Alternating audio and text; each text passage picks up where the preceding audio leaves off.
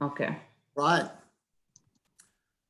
Well, welcome to everyone. It's so good to have you for our dialogue on how faith communities can respond to the coronavirus now in this new situation, and also what this means for the future.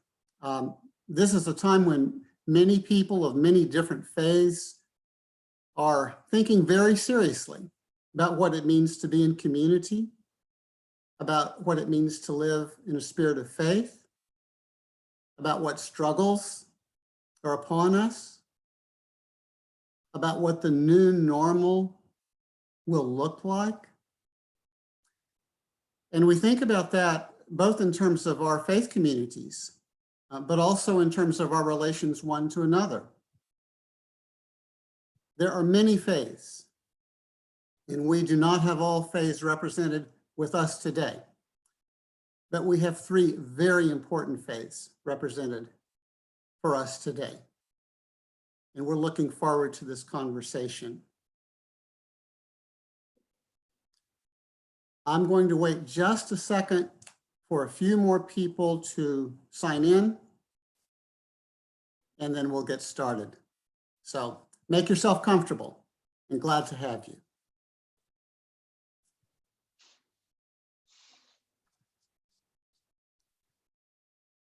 This event is sponsored by the Interfaith Center of Arkansas.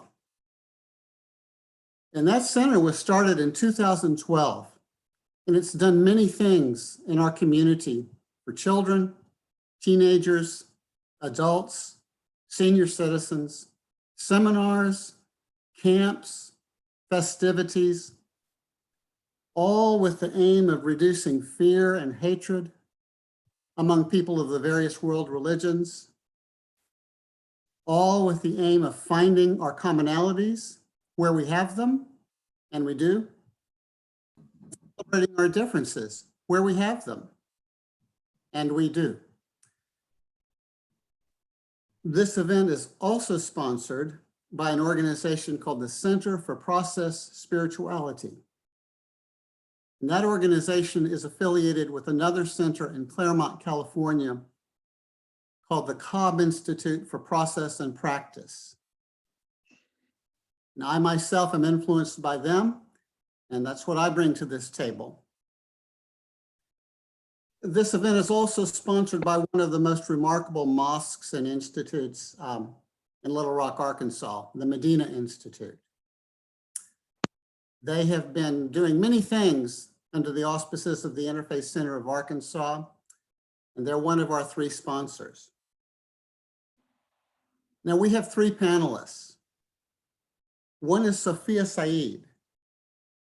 She's a member of the Medina Institute and Mosque here in Little Rock, extremely active in our community.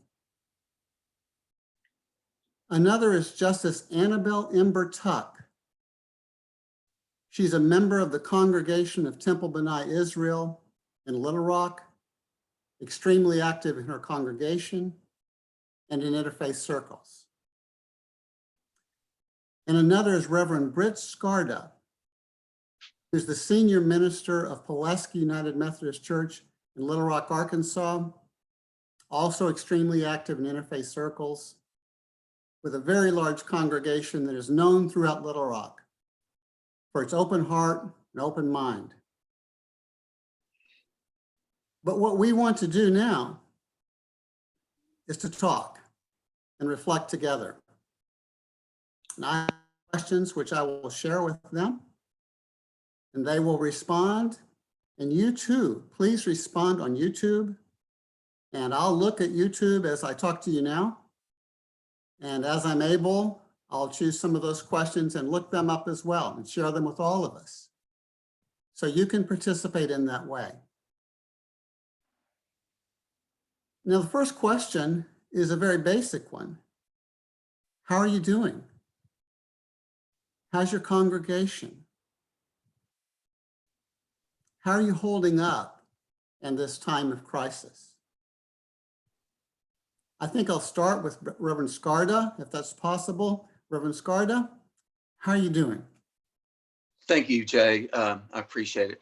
I'm doing well, and I think most of us would say under the circumstances, because these are new circumstances and we're living in a new world. But I'm very pleased that my congregation has taken hold in this time. We are doing everything we possibly can to be in ministry, not only to one another, but beyond our walls and to the community. And so we are feeding the hungry, and we're offering meals to hospital workers, and we have a diaper bank, and we have managed to work and to offer those services even through this time, even by practicing social distancing.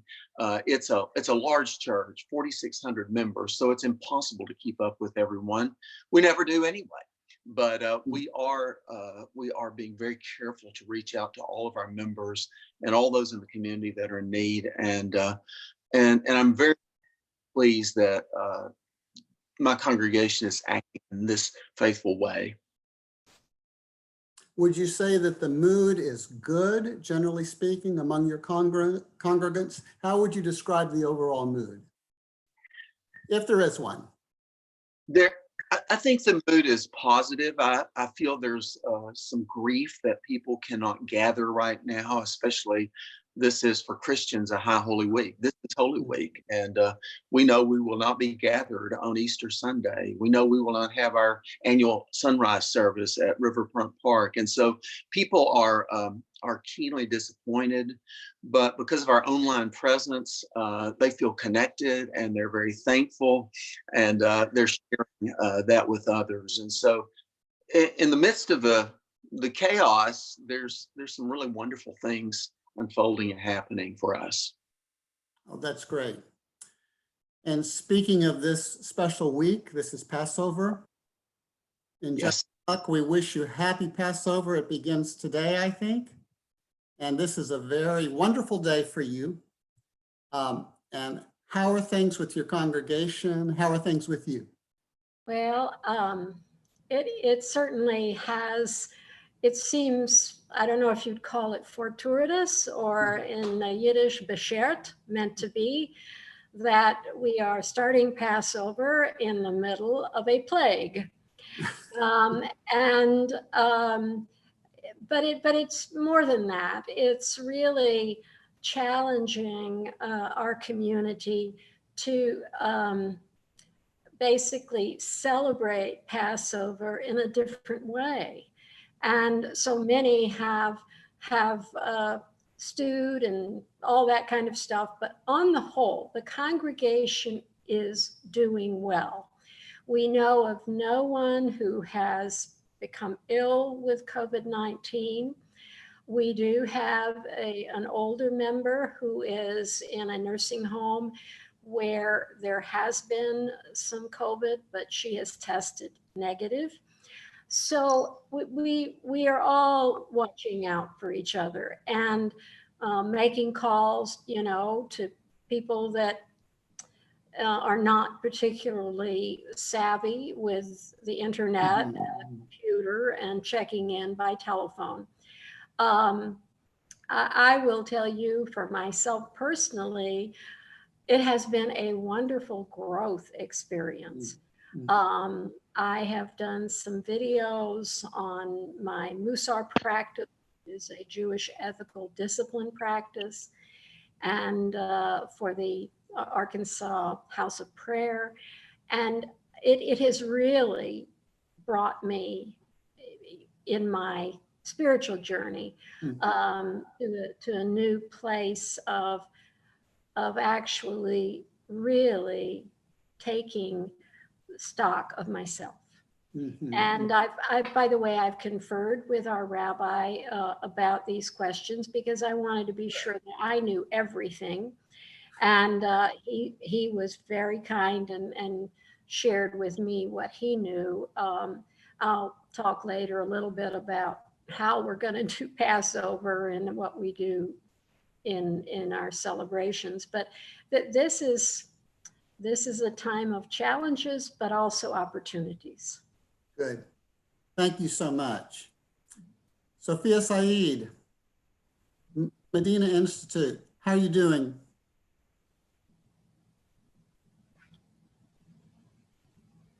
unmute.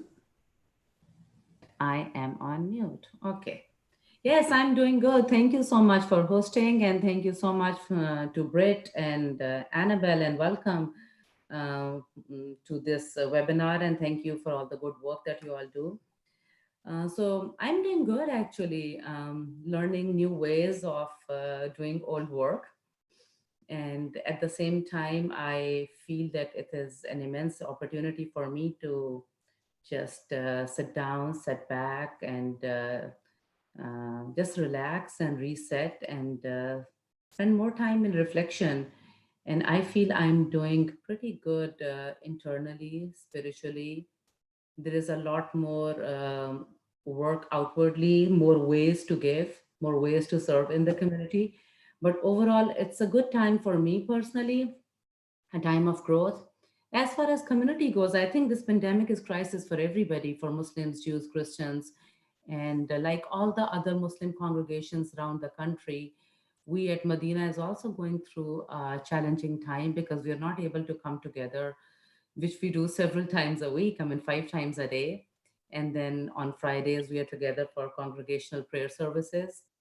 And of course, the Sunday school and all the educational classes and fellowship, since all of that has stopped. So it is definitely a difficult time. And especially in the last 3 weeks, we had two holy nights. On March 21st, we had a night in which we believe that our Prophet Muhammad, peace be upon him, went on a special spiritual journey to Jerusalem and then from there to the seven heavens and beyond. And last night we had a holy night, which is a night of forgiveness and mercy for us. And normally on both these nights, the community members would come to the mosque and we would have a sermon and worship services. Then we would have meal together and fellowship. But this is probably the first time that we were not able to get together at Medina. So obviously everybody is missing being together. There are several families who are financially affected by the crisis, but then there are way more who are helping. But overall, everybody's healthy. Nobody got affected by the COVID-19. It's challenging, but it's also a time when everybody has an opportunity, which they're using to come together and connect with each other and connect with God. With God. And I want to invite any of the panelists, if you have follow-up questions or reflections in light of what anybody says, just jump in, all right? And now, one thing that we see in Christianity and Judaism and Islam is an emphasis on community. And so needless to say, this situation has forced, encouraged us to find new ways of being in community. But I'd like you to reflect just a little bit on, in a more general way, on how important community is in the path you travel. And I'd really like to ask a follow-up question. In addition to community being important, is solitude important? And so has this invited people to claim a side of their faith they may not have been aware of, namely the way of being faithful in the privacy of the heart without community. But first, let's go with community. You want to say a word about community in your tradition, community in your path. What comes to your mind? Britt? Thank you. Well, Christianity, at the heart of it is this idea of incarnation, that God became one of us and lived among us. So we're a very tangible, fleshly kind of faith, and it's very important to gather together. Our sacraments, whether it's the water of baptism or the bread and wine of the Eucharist, are all so powerful for us. And to be going through this period separated is very, very difficult for us. And I sort of, the analogy I make, having been away from the family for months or years, having served overseas or whatever, and then anticipating that coming back together and being able to embrace and love one another and kiss. I think that's where we are. We're doing the best we can. We're building a new kind of community, but I think we all wait with eager anticipation for that day when Easter will come in a powerful way, in a tangible way, and we can be back as a community of faith. I think that's where we are now. And Brett, when you think of community and Christianity, do you think primarily a face-to-face community as kind of the heart of the matter, or not? Not always. I mean, some of our most faithful segments of the church are cloistered away. They live lives in silence and alone. They're intentional about that, and I think that's powerful because we're connected through that as well. And I'm personally using that as a model for me in this time. Though I cannot be with my sisters and my brothers, we are together. We're together in a powerful spiritual way, and so that's important. We also, Jay, we also are unusual in our particular faith community at Pulaski Heights in that we have a 55-year-old TV broadcast. And what happened in this month since houses of worship shut down, what's happened is our congregation has swelled fivefold, and the numbers are just overwhelming. And so I'm literally hearing from people all around the country who are tuning in and watching. And so it's a different kind of community. It's really interesting, and it's very heartwarming as well. Just to note, I myself grew up in San Antonio, Texas, and I was a fairly active member in a United Methodist church there, but haven't been back in years. And I found myself going to church on Sunday in San Antonio, Texas. Wow. It was actually very, very important and very heartwarming to connect with the community of my youth, thanks to the internet. Thanks to the internet. Judge Tuck, how about you? A role about community and the role of solitude, if any. As you may know, the children of Israel are very communal. And when we gather, wherever we are, it's hugs and kisses and, Shabbat Shalom, and, you got the typical, stereotypical grandmother and mother who's feeding you more than you need. And I mean, that's for us, as a communal religion, I mean, we also have the 3 times a day prayer, but that is not in community. And but the coming together for Shabbat, the coming together for Torah study and Saturday services, it's all about connection. It's all about sharing in a way that even though we can do it online, we are there connecting in more physical ways too. So I know this is hard, and especially for Passover. Passover is really, the holiday is celebrated in homes much more than in the synagogue.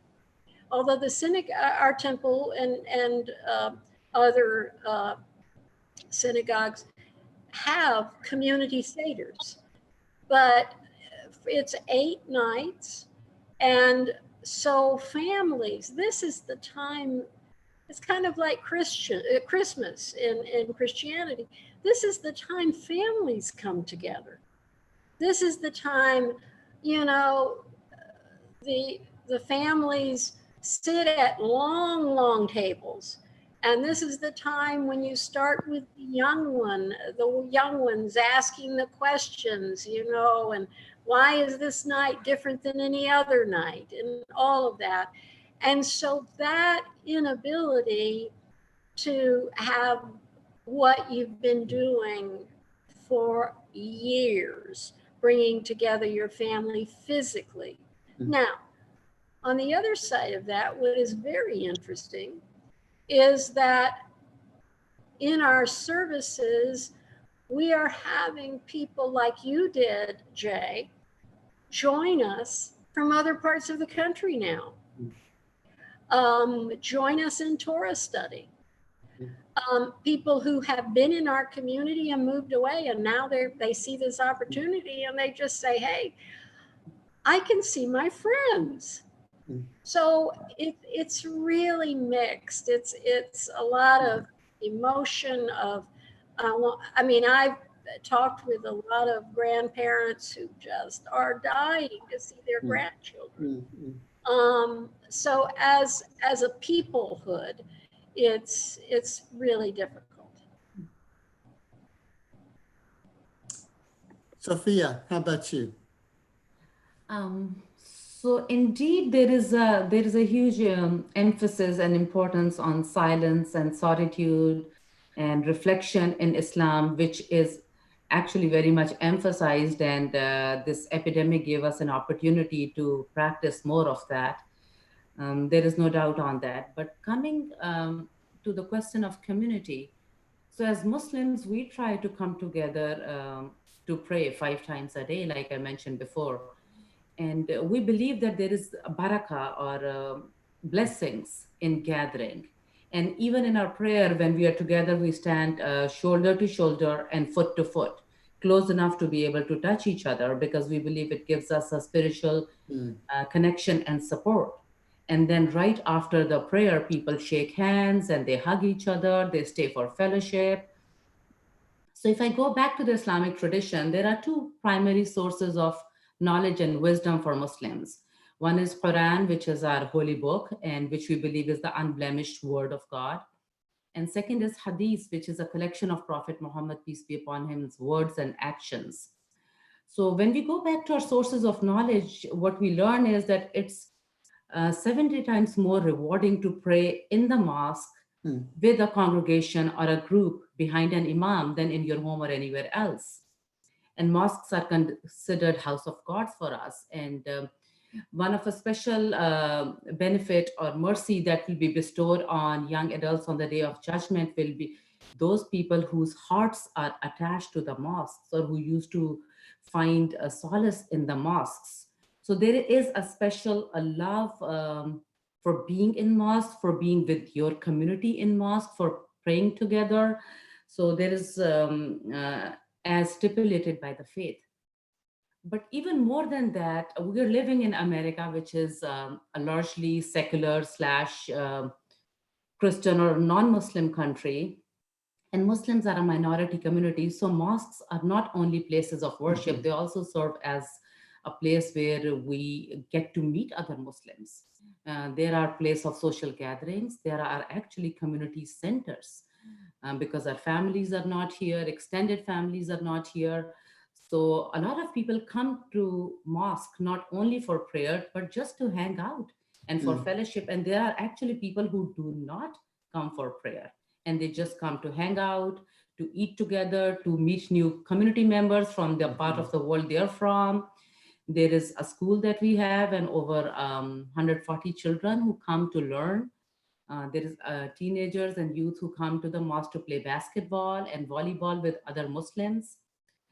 So, of course, all of that community and gathering and being together, taking away, is definitely challenging because, number one, there is barakah and blessings in being together, but there's also a need for people to be together in a place such as a mosque to feel that there is a sense of belonging, and there are others like us in this country who are going through the same thing.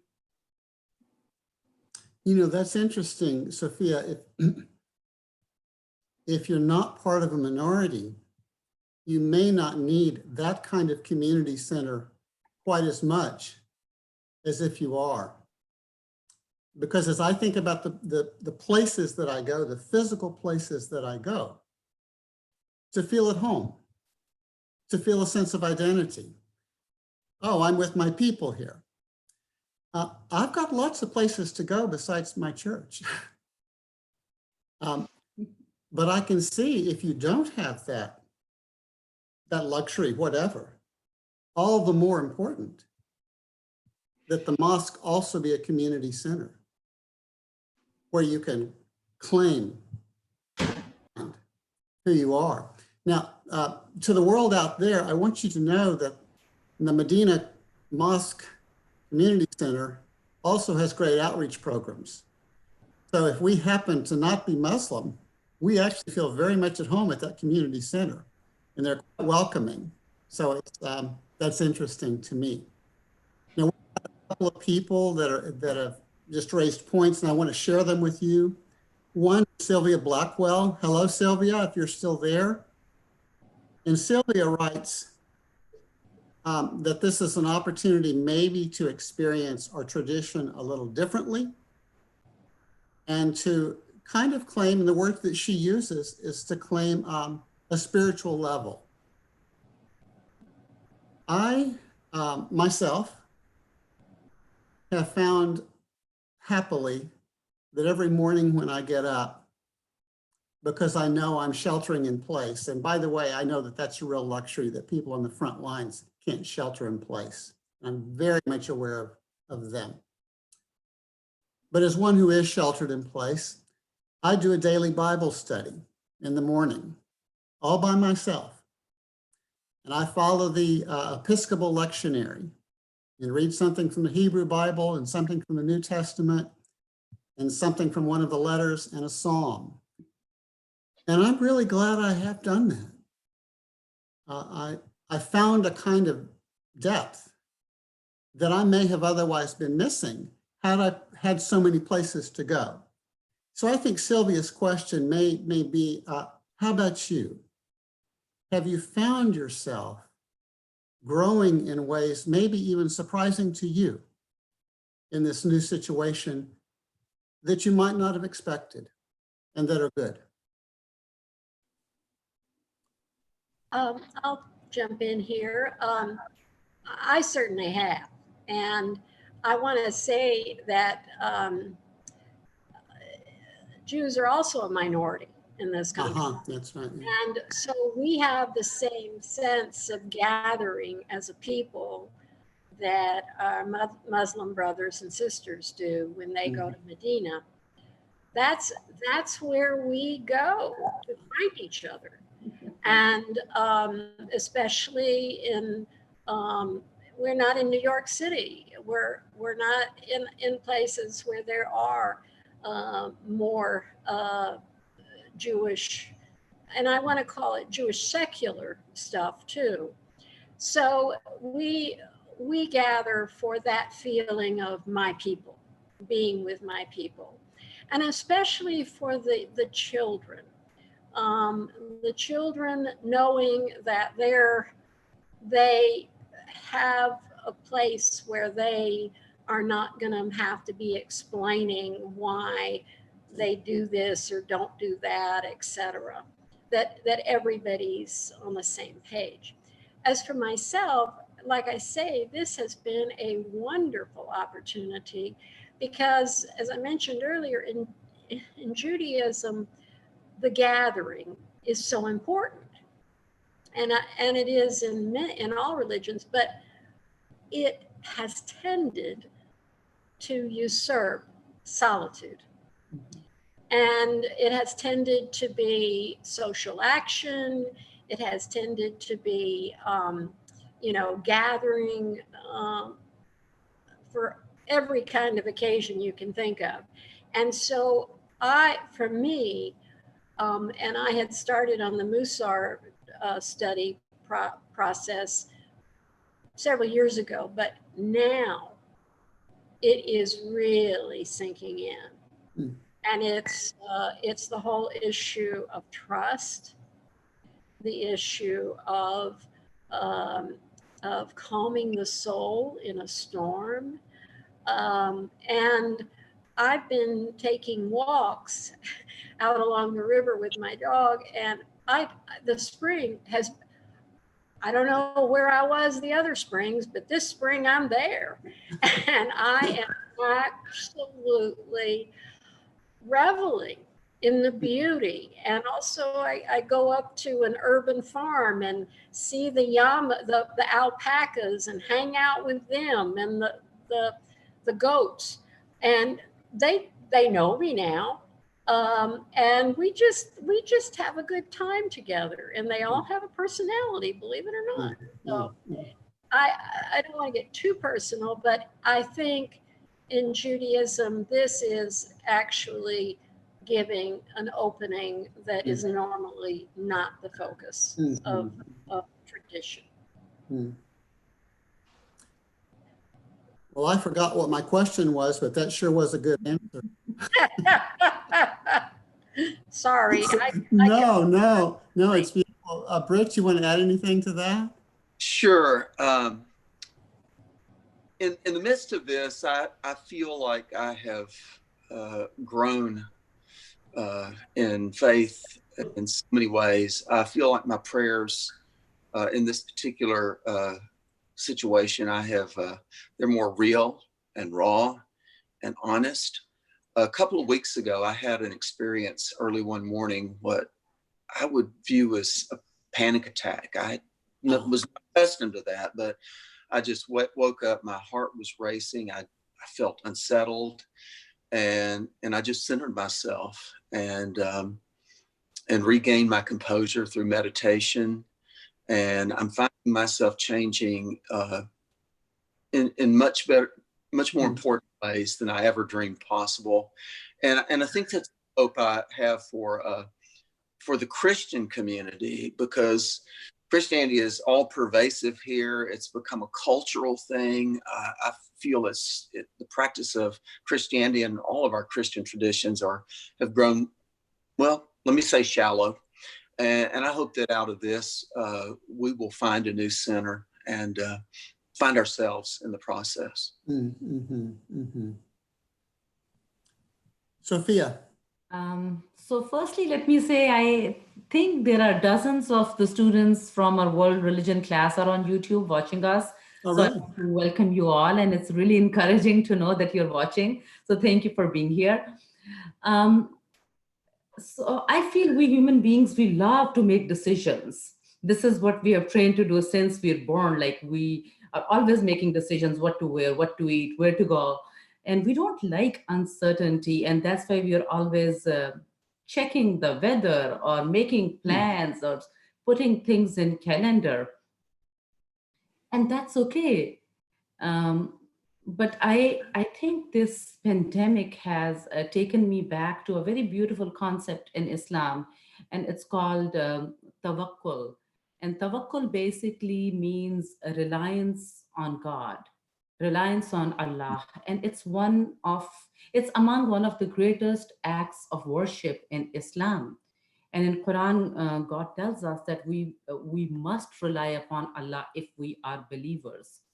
And this trait of tawakkul, it lives in the hearts of the believers. It's at the very core of our spiritual well-being and spiritual practice.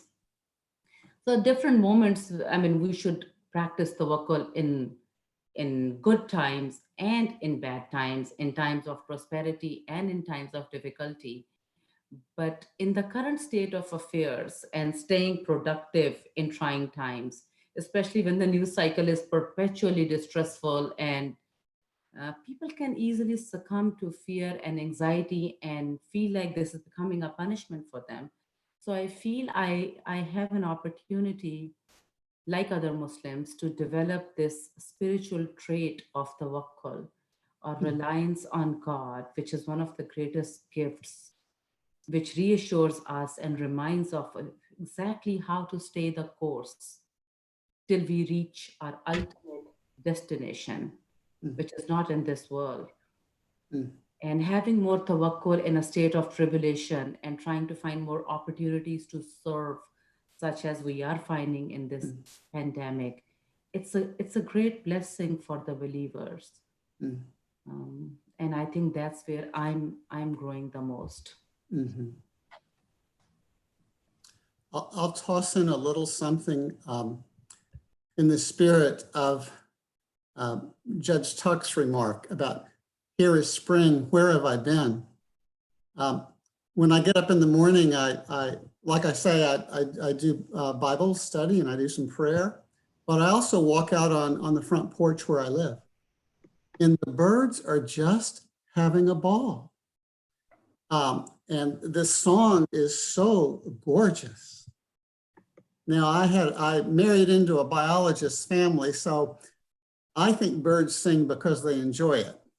I think they have a sense of beauty, but I also know that it's mating season and territory establishment. I get that. So I listen to it and it's almost like a prayer, but it's not my prayer.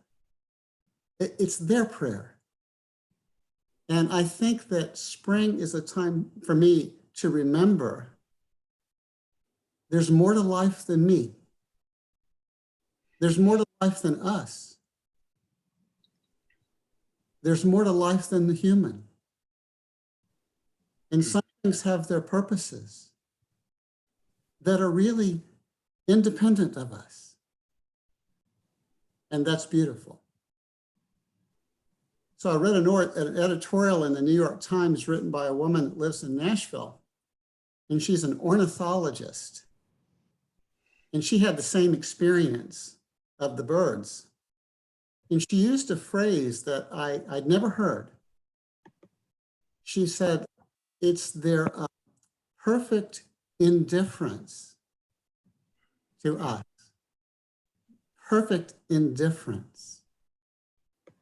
And in a society where everything has to point back to you, everything is so self-referential. It's good to have a feeling of the perfect indifference of life sometimes, many forms of life to us. And I suspect that in some way that's connected with a sense of divine transcendence too. There's more to God than me. There's more to God than us. There's more to God than the human. There's something of God in the bird song. Now, when we talk this way, there's another question that we want to consider. And I want to ask you in your faith community, do you worry at all that people might not return to the forms of community to which you're accustomed, which you find familiar, that this might be a turning actually away from that and the discovery of new ways of being spiritually alive, or for that matter, spiritually unalive? But might they not come back, and would that trouble you? Britt, you want to go first? Sure, I'll tackle that. Once this is passed, once we're able to regather in community, I'm convinced that those who have been a part of the community and have thrived on it lo these many years will return with the vigor and a new excitement and passion. I believe it's going to be a wonderful reunion. The other part of that is that I hope and I pray that those who have not been connected will be drawn near and become a part of community. I have heard over the past several weeks from individuals who say, I took it for granted. Mm-hmm. I missed out. I'm so sorry I can't be there. I'm so sorry we can't gather. I need my faith. I need the love and community of the church. And so my hope is that things will change in the sense that more people, not fewer people, will see the value of our faith communities and will want to be a part of that and what they are doing in the world. Mm-hmm. Mm-hmm. I agree with Britt in terms of the Jewish community. I mean, it's going to be, I mean, when we get together, it's going to be like old home week. And it's, you know, everybody's going to be happy about it. And I just think it's basically, you know, when you don't have something, you realize how much it meant to you. And, but also, you know, Britt's church has always had a wonderful television ministry. But I think this opens up something for our temple and other synagogues to remember that there are people who are ill and homebound, and that we can provide something for them now too, because this doesn't require them to endanger themselves or come to the building itself. So I'm hoping that this will provide us an opening to do more of that than we have in the past, because we've been so focused on physical gathering. But I guarantee you, I'm just waiting for that day. Man, Well, I think we transitioned most of our programs and sermons to virtual teaching. And doing so, we also realized that there are so many more possibilities of learning out there that we have never utilized. So I really hope and pray that this stays, because I see more people listening to sermons online than I've ever seen them present in the mosque. Uh, we have the possibilities to be able to work with those people that we have never worked with because they're in a different geographic setting. So the new possibilities, I really look forward to continuing them after the epidemic is over. But one thing which we have realized is that there are so many things that we always took for granted. Small things like being able to see each other, hug each other, have that face to face interaction, being in the mosque every Friday night and just eat with each other. And I really feel that all the people are trying to make the best out of this situation, but there is a longing to shake somebody's hand, to give them a hug or a pat on the back, or just to ask them how they are doing. And there is this enhanced reverence and love to be in the mosque, that and the longing to come. And I have never felt or heard that before, which I'm hearing from community members. So I think it's a blessing which is coming out of a painful circumstance. And I feel that once the pandemic is over, we will see more people coming back to mosque, wanting to be together. I think the congregation will be stronger and bigger.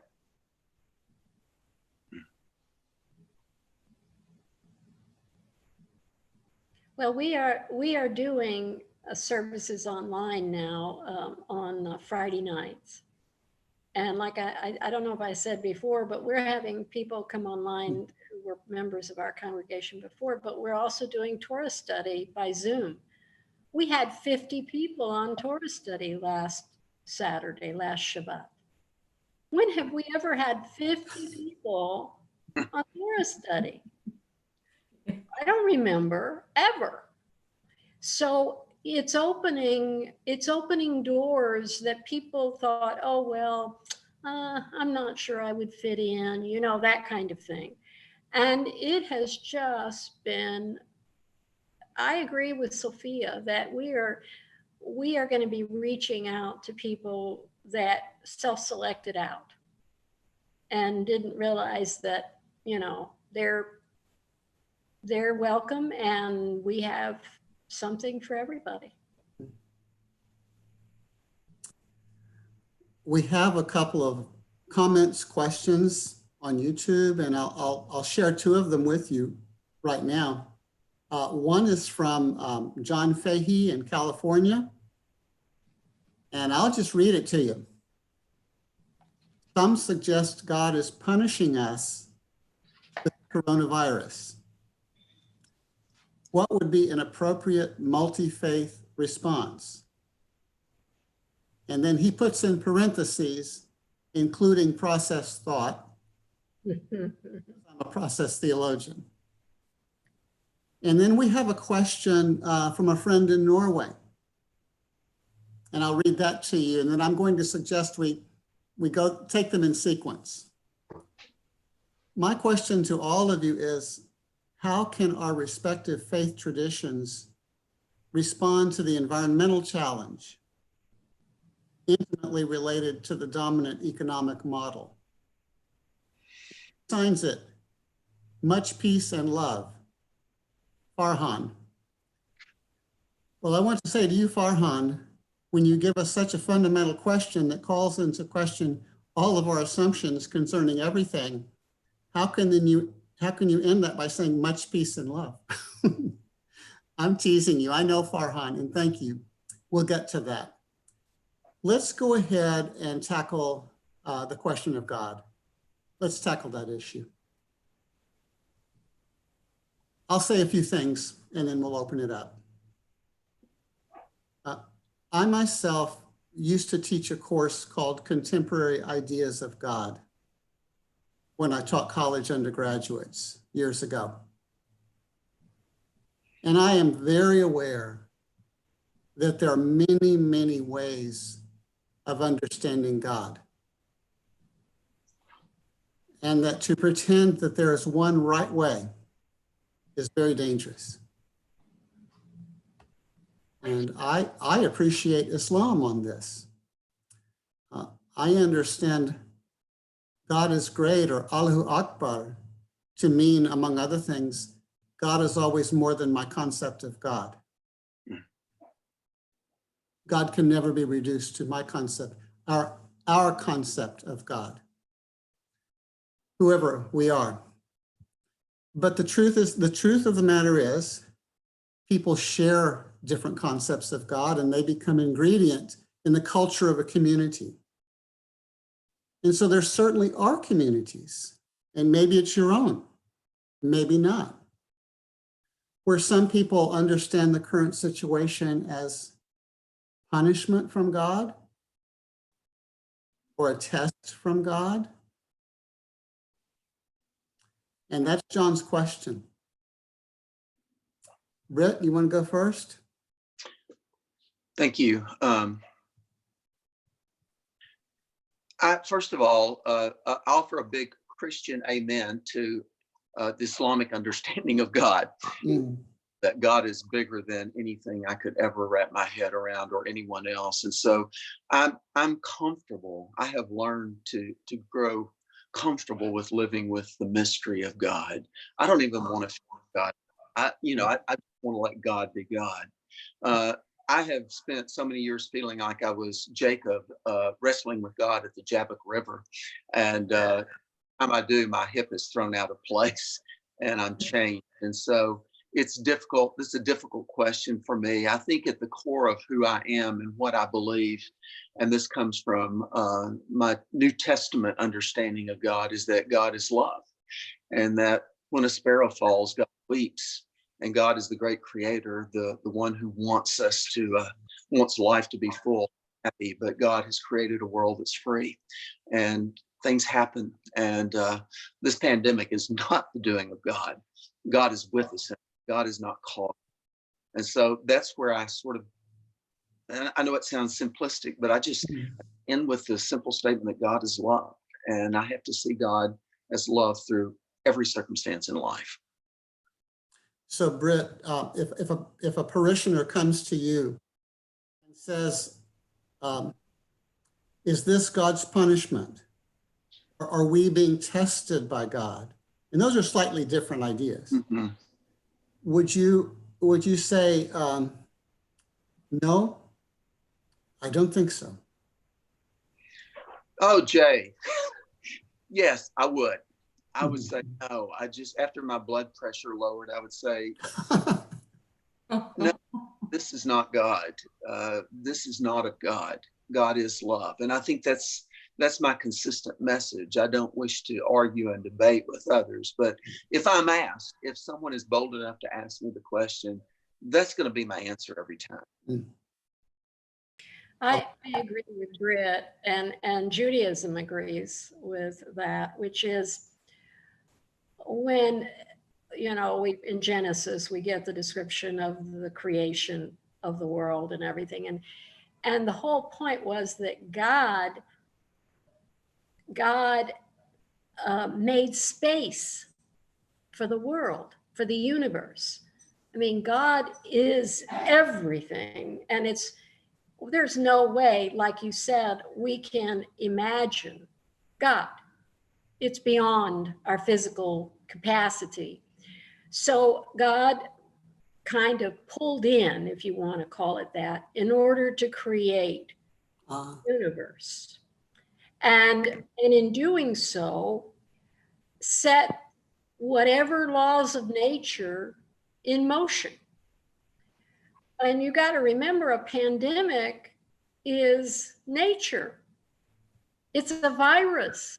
It's a living organism. And so God created the world. And so it's not, quote, God. I think the whole business of punishment toward us is a view that, we humans are the center of the universe, and we're not.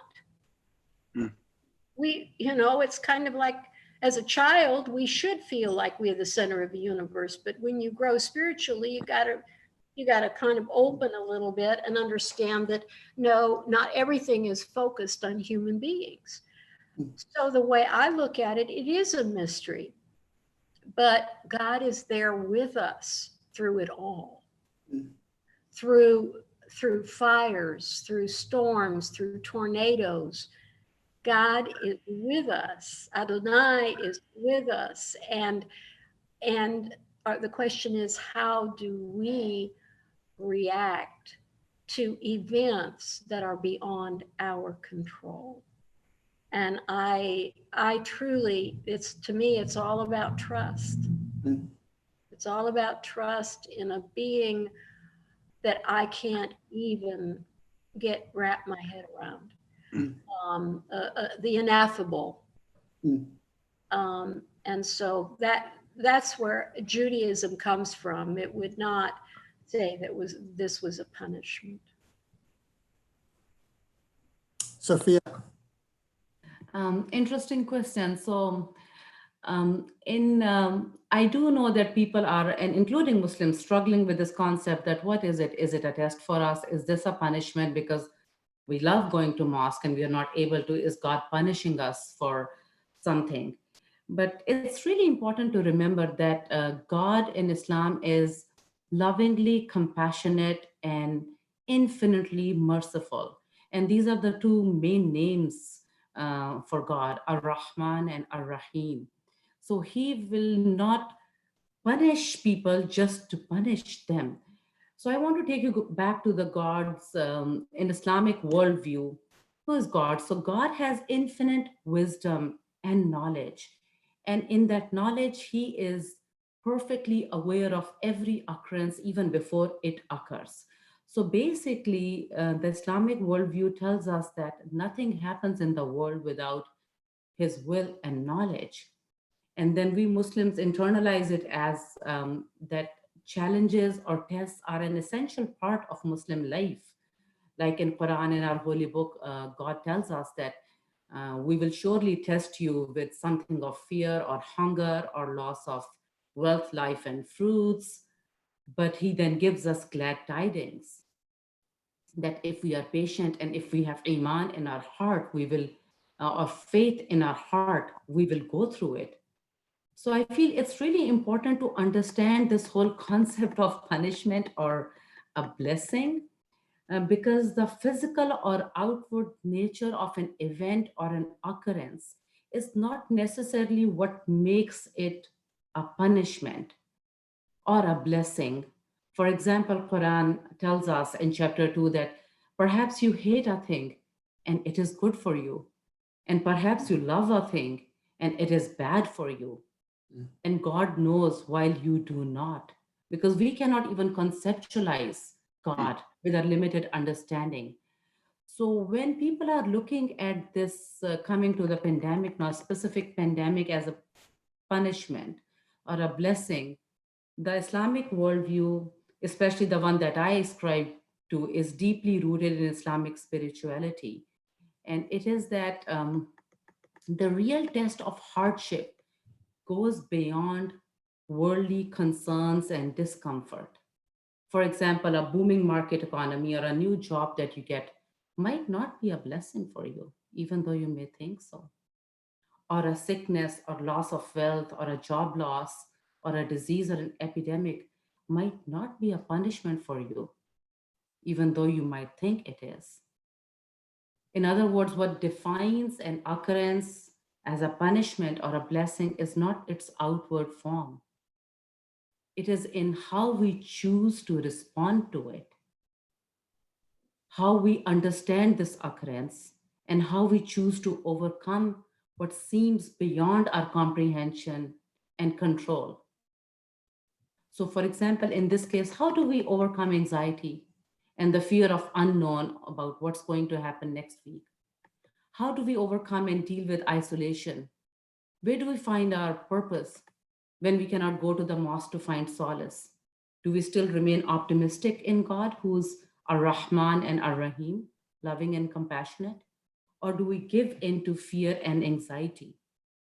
Are we going to be generous and helpful, or do we give in to greed and gluttony that's making us hoard? So the Islamic worldview encourages us to focus our attention and effort on where we have more agency, and then to trust our affairs to God where we have no control. So this helps reduce, I would say, uncertainty and motivates us to work harder to increase the probability of success in our sphere of influence. But I also feel it's a very powerful or empowering concept because, firstly, it takes the element of fear out of the calamity or pandemic. Because when a calamity comes your way, it does not define your destiny or whether it's a punishment or not. It is your reaction or your response to it which will define if it's a punishment or not. So it could be punishment for one person versus a blessing for another person. And secondly, this whole concept of a response to calamities, it brings more control and agency in our life because we cannot control the epidemic or calamity coming our way, but we can always control our response and what it really, and that is where it really matters. So that's how I look at it, like many other Muslims. Yes. I would add to that. I totally agree with what Sophia said. And I would add that just as a kind of a little personal, less esoteric way of looking at it that appealed to me was, as we go through life, and then we look back on events and we see patterns that we didn't see at the time. We can't see the whole picture. We're just seeing a little dot. And so without being able to see the whole picture, why are you going to draw some lesson from it? Because it's incomplete. It's, and I know that, when people sit down and I mean, I have experienced this when I would look back on events in my life and I'd go, at the time I thought this was terrible. And then in retrospect, I'm saying it's the best thing that ever happened to me. So it's our response. And it doesn't mean that we don't have some power. We have the power of response. How are we as a society responding to this? Are we trying to protect other people? Are we doing the social distancing? Are we helping maybe with those who are struggling economically? And you can do that at a distance. The Clinton Center is delivering meals, and they won't accept me because I'm 69 years old. but they have people who are younger and are picking up meals at the Clinton Center and going to feeding areas in Little Rock. So it's not that you can't, and of course we know the scientists are working 24 hours a day now on a vaccine and the doctors and all the frontline workers. We are responding. And so it needs to be understood that we are in partnership with God and we have a responsibility too. We can't just sit back and say, God will take care of it. We have a responsibility to also act. Britt, do you want to add anything to what's been said? It seems to me that the comments mesh very well with the doctrine of creation, that God spoke the universe into being out of nothing and created this beautiful universe that we have. But in the course of doing so, it was also created with the opportunity for us to act and change. That's where nothing is perfect. And so things happen, bad things happen to good people. We make mistakes every day because we were created in the image of God to be creators. We have that opportunity today to make the world a better, more whole place. And I think that's where the blessing comes in, even in the midst of the pain of, say, a pandemic or some other tragedy, that out of that can come good. And when we do good, we are living out that image of God in us. I'll say one thing here in honor of John Fahey, who raised that question. And I'll speak specifically from a Christian perspective. As a Christian, I see the life of Jesus as a window to what God is like. And one dimension of Jesus's life is that he was vulnerable. He was affected by the world around him. And he was also vulnerable on the cross. The pains and the sufferings of the world became his pains and his sufferings. And for me, as a process theologian or Christian, that tells me something about God also. God is not simply an extremely powerful reality that's in control of everything, but God is also vulnerable. And some things happen in our world that weren't meant to happen. And they hurt even God. And the reason this becomes important, I can't quite relate it to the pandemic. I mean, I could try, but I think we've all had circumstances where we've dealt with people who have undergone deep, deep tragedies in their lives. Something really horrible has happened, maybe violent. And they come to us and they say, was this meant to be? And I think for me, at least, the answer sometimes is no. This was not meant to be. This was not even meant to be by God. This is tragic also to God.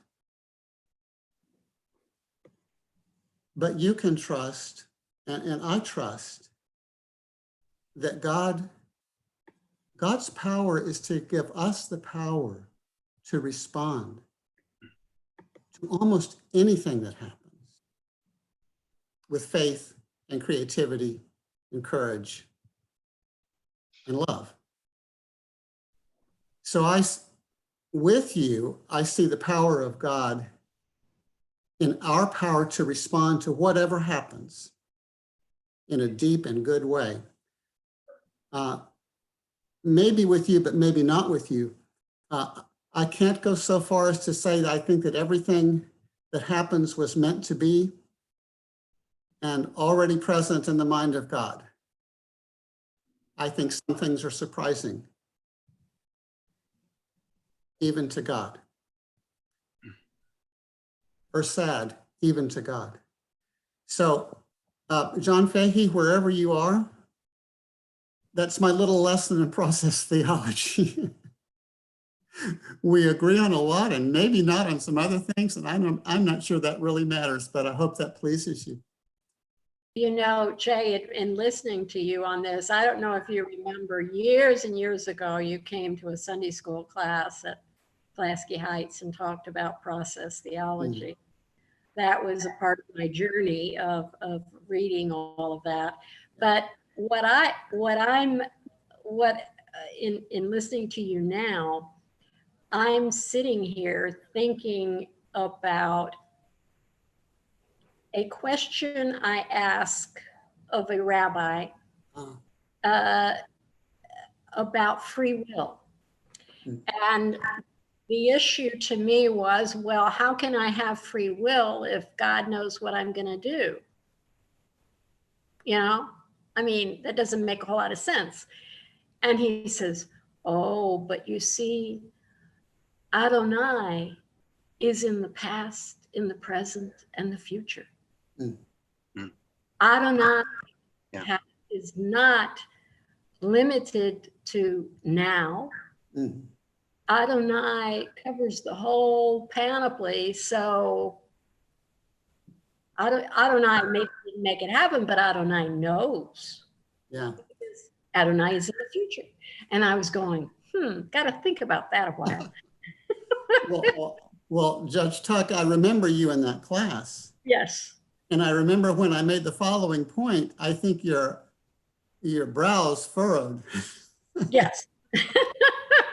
I said, I think there's something, I think Adonai may know what can be known, but the future as unrealized possibility can only be known as possibility until it happens. Yeah. So there's some things that actually even God doesn't know until they become actual to be known. And that's about when your brow furrowed and you said, I think I can't go there. Well, actually it was, I don't understand why Jesus is the only one that can respond yes. Oh, that's another question. Okay. I'm not there. Let's turn to another question. Annabelle, I think it's a very good connection with Islam, because when I started learning about the concept of God, one of the first things I learned was that God is not subject to time and space, because time and space are the creations of God, and God is unlike his creations, and creation cannot encapsulate God. And you just said that Adonai is past, present, and future, and it just rung the same bell to me. God is not subject to any form of time. So I don't know, maybe Einstein understood. Connection. So I think now that we've solved this issue, no, there's much to be discussed, and these interfaith conversations will continue, and we can dig further. But let's turn to another question in the remaining time. This is from Farhan Shah. I think Susan Sim Smith is also with us now, and she has a question. She has a comment that leans in the same direction. I'll try to put it this way. Does this existing situation, the pandemic, the way we were unprepared, the world was unprepared for it in some way. Wuhan, China was unprepared for it until they prepared.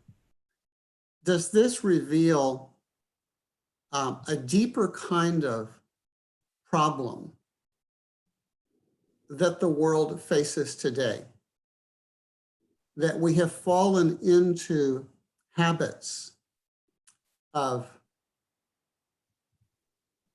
greed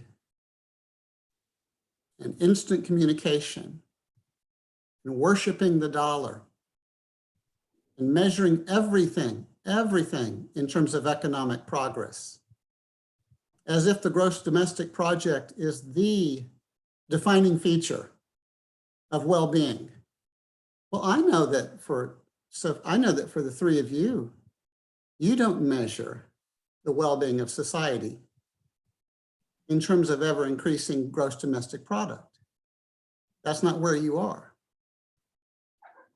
But we do live in a world that had kind of fallen into the trap of affluence and adventure and transportation, and you get to go anywhere you want to go, and life is about recreation, and life's about making money, and that's the measure of all things. And isn't it too bad that this tragedy now gets in the way of that?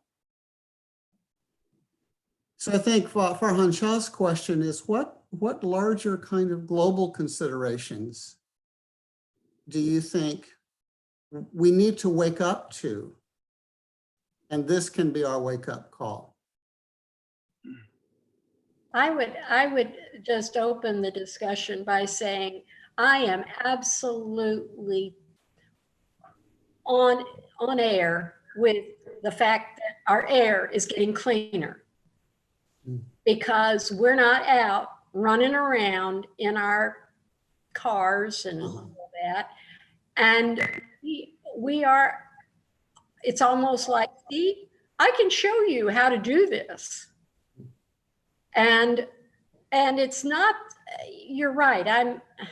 All of my decisions in my life have not been made based on how much I could make. But I just think this is a great opportunity to show us what we can do to steward the earth in a better way than we have been. I think that Farhan Shah in Norway would like us to explore that a little right now, and maybe there's other listeners who would. So Sophia, Britt, do you want to jump in any way? I would say that, firstly, I will share a comment that my brother made from Lahore, Pakistan a few days ago. And Lahore is a thickly polluted city because we have a huge population and every household has so many cars. And after 3 weeks of quarantine, he told me that, Sophia, I hadn't seen the sky for months and stars for months because there is this smog there. And smog is a combination of smoke and fog. And after months, I have sat out and did a breakfast under the sky, looking at the sky and clouds. There is a remarkable difference in the environment after just 3 weeks. And this is huge. But what I would like to make a comment and say is what I am discovering is that, this our whole modern lifestyle and way of doing things, I feel it has disconnected us firstly with our own selves and then from others around us, like from the interfaith nature of the world we live in, and primarily from the nature. The world has, I absolutely agree with you, Jay and Farhan, that the world has become just about I, me, and mine. And when I go back to my scripture in Islam, Quran reminds us of our interconnectedness, the interconnectedness of the humanity. So Quran speaks to Muslims a lot, and then it speaks to believers, but then in the third category, it speaks to humanity and reminds us that we're all interconnected. And if I take a step back, which I've been doing every day, and looking at this pandemic, it reminds me exactly of the same thing, the interconnectedness of human life. Because unlike localized national disasters or oppression or famine or floods that history has witnessed many times over, this pandemic do not discriminate on the basis of race, religion, nation, geographical space or country or social status. And perhaps for the first time in humanity, there is something which has impacted every part of the world, every single part of the world. It is not a third world tragedy like we see many out there. It doesn't differentiate between black and white, rich or poor. So I feel there is a very clear message to us that we are all interconnected, we are all vulnerable, and we all need each other. There's definitely a need for greater empathy and support for those who are less privileged than us, but we're all in it together. And similarly, in order to prevent the spread of the pandemic, we have to stay away from each other. We have to keep a social distance, take care of our neighbors through our personal actions. So our prevention also depend on each other's person actions. So it's a wake-up call that we need to be mindful of our neighbors. We should take care of each other. And I think as believers, we need to come out, and we must come out as better people and stronger believers. Jay, Yes. Tag on to what Annabelle and Sophia have said. As we look at this, as we look at the horrible situation we're in, environment around the planet, we want to do something, and this particular event we're doing right this moment is about acting locally and looking at our faith communities. I want to confess that I feel like, at least from the Christian community, we're as guilty as the corporations. It's about who has status. It's about who can make the grade and who can't. It's about one up. I think we've seen the church lose its heart in many ways over the last several decades. I don't know, maybe the past century, in that we elevate those who can make us wealthy or do things for us, and it's about the size of our buildings or the height of our steeple. And I think the church, and I'm speaking only of the church now, not the mosque or the synagogue, but I think the church really needs to repent, and we need to be the change. I think, we can think globally, but acting locally, I think the church needs to come off its high horse. And I think this pandemic is maybe the thing that could cause this to happen. And I pray to God it will. Hey, one of our respondents, Britt, took note of the fact that you said that you thought Christianity, culturally speaking, in the US was shallow. You used the word shallow. Yes. This particular respondent hoped you would say just a little more about that. Yes.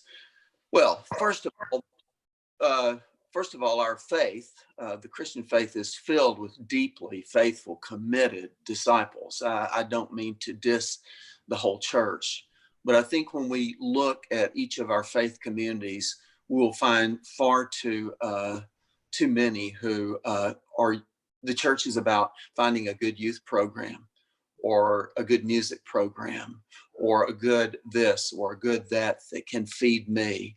And I'm not sure that I'm not so sure that there are not a significant number of people coming into the Christian community that are not asking what can the community do for me, rather than what can I do for the community. I think that's a reality. I think it's been around a long time. I've certainly witnessed it over my 3+ decades in ordained ministry. Is that a help? Sure, yeah. A quick question to each of you. We all know the expression, think globally, act locally.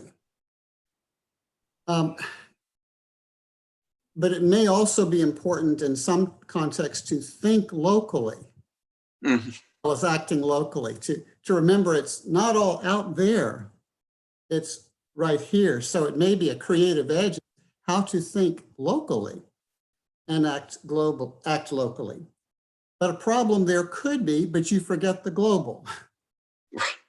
So I'm just wondering if any of you have any advice for people listening to us now for kind of balancing a concern for the local with a concern for the more lacking in your community, concern for the global or the local. Are they heartily balanced in a great way?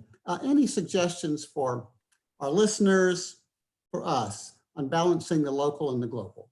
Jay, I would just say this pandemic is probably the greatest. I'm seeing in Muslim community at Medina and at all the other mosques too locally, that this is actually, it seems like a time of great spiritual awakening and renewal as well. It's a time when, and I'll give you one small example, that we all know there are many people who are financially struggling, people whose work hours have been cut down, and people have lost jobs. So we have dozens of families who do not have any money to sustain and survive. But at the same time, there are so many families, and actually the community is getting together to help them. So I have seen this outpouring of funding and donations to help all those in need, and sometimes without even asking. So at Medina, we have created this fund called Benevolence Fund, in which people are giving daily in order to help all those who are suffering within our local community.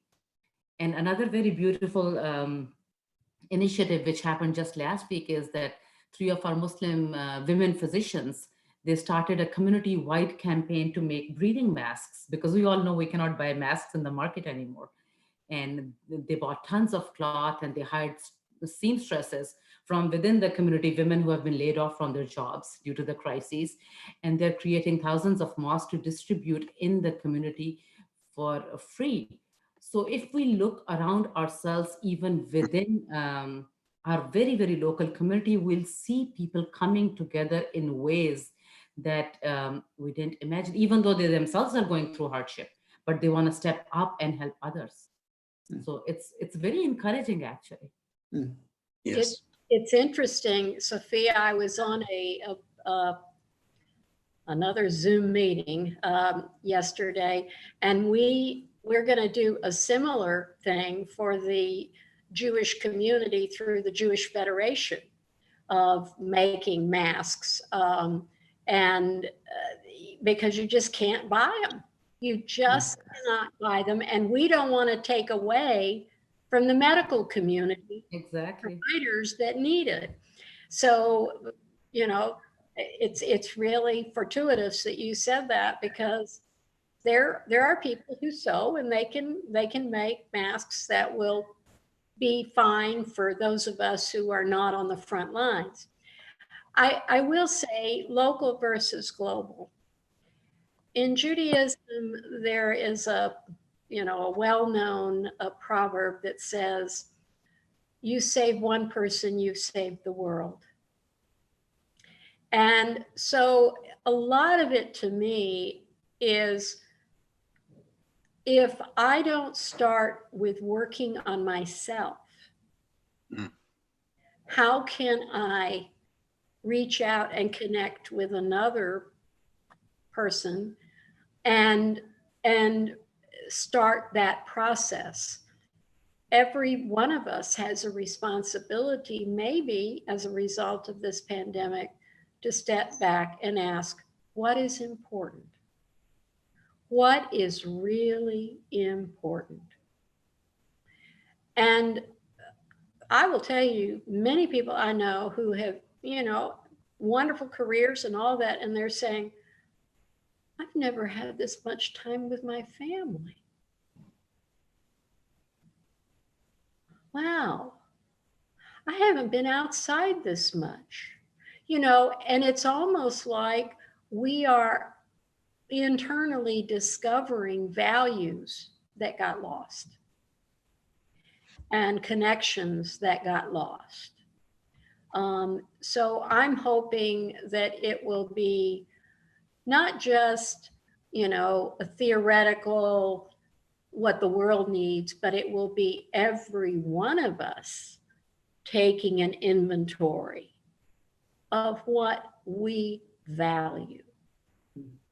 And when you do that, your decisions from then on are different. So I don't know. Only time will tell.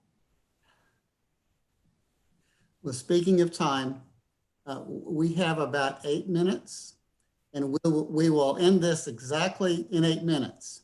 So if you're in mid-sentence and you're saying something extremely wise, so be as brief as you can be, knowing that each of us has about 2 minutes to say something from our heart about what we make of our conversation so far, where you would like for Interfaith to go in light of our conversation today, or simply what you would like to say to the world at large. It's your choice. It's your 2 minutes. Would you like to get started? I'll get started. Okay. I think we spent, I think we did some good sharing today. And I'm so grateful to people outside our group that listened in, and you're thinking for yourself, and your ideas are as good as our ideas. And we wish you were part of this in a way, a more overt way. The Interfaith Center of Arkansas and the Center for Process Spirituality and Medina Institute, we all want to do more like this, and we need your ideas. So please shoot them forward. Right? Email the Medina Institute. Let them know what you'd like. Email the Interfaith Center for Arkansas. And while you do that, turn your phone off. So we just want to thank you for being here with us today. And I'll leave the last words to our panelists. Britt, you go first. Yes, this has been an honor and a privilege and a real blessing to be with all of you and those who are listening in. The last social gathering I attended before we began social distancing and sheltering, oddly enough, did not happen in my faith community. My wife, Karen, and I attended an event at Temple Benai, Israel. And so my last social gathering was with my Jewish sisters and brothers. And I'm so thankful that happened because it's ever on my mind. It just fills me. And so interfaith work has been so important to me. And I think even now we see with this pandemic how important it is, how small the planet is, that we are one people and we're called to work together and love together and pray together. And so it's an honor, a privilege to be a part of this movement. And I especially offer my thanks to Sophia. I would say yes to that. Amen. Because Sophia has devoted so much of her time and energy and heart and talent to building an interfaith community in Arkansas. And I will tell you, it brings me such hope and such faith that we are opening doors and bringing people together, especially young people too, who are seeing that they're not alone. They are together in this. And I will tell you, for the next generation and 2 generations, 3 generations that are growing up with, whether they went to friendship camp or whether they were part of the teenage interfaith group, they're going to be the leaders in interfaith. And that's all thanks to Sophia and her work. Well, I think it's a team effort, 100%, but it's a very good soul trait that we are discussing. And I think it's a good place to finish to, which is gratitude. I'm extremely grateful to all those people who are listening to us, our World Religions class, to my interfaith colleagues, Jay McDaniel, Annabelle, and Britt. And I think it's really important to give gratitude. Our Prophet Muhammad, peace be upon him, taught us that who does not thank people actually does not thank God. So one of the many blessings of the trials and tribulations or occurrences like this pandemic is the enhanced appreciation for gratitude. And I think one of the things that this crisis can do for us is give us a wake-up call on this thing that sometimes we take things for granted, small, tiny things, which are a part of our life, and we don't offer gratitude for them. For those people who are invisible, like the garbage collector. Just imagine if your garbage is not collected every week. And these are also frontline workers, grocery store workers, and clerks, persons who are delivering your mail to your house, the postman. So I think as I offer my gratitude to you all for being here, let's make sure in the next few days and weeks and months, we intentionally look for all those invisible people in our life who make the world keep on going, and give them gratitude. Let's do. So thanks to everybody out there, and thanks to our panelists today. We hope to see you again. God bless you and peace be with you. Salam, shalom. Blessings. Salam to all of you and peace to all of you. We'll see you in a few weeks again.